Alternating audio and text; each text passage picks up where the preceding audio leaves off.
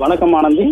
திருவள்ளூர் மாவட்டம் ஊத்துக்கோட்டையில் அரசு ஆண்கள் மேல்நிலைப்பள்ளி மற்றும் பெண்கள் மேல்நிலைப்பள்ளி, அதே போன்று அரசு உதவி பெறும் பள்ளிகள் என ஏராளமான பள்ளிகள் இயங்கி வரும் நிலையில் பள்ளிக்கு நாள்தோறும் பார்த்தோம்னால் ஆயிரக்கணக்கான பள்ளி மாணவர்கள் வந்து கல்வி பயின்று செல்வது வழக்கம்.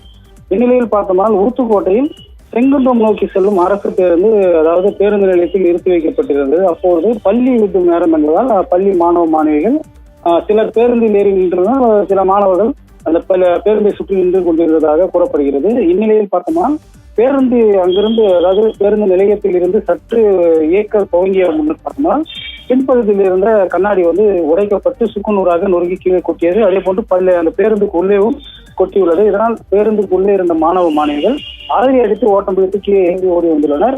மேலும் வந்து அந்த பேருந்தை இயக்கக்கூடிய ஓட்டுநர் மற்றும் நடத்துனர் சென்று பார்க்கும்போது பேருந்தை வந்து யாரோ உடைத்து விட்டு தப்பி சென்றதாக அங்கிருந்த மாணவர்கள் சிலர் கூறியுள்ளதாக தகவல் கிடைத்துள்ளது.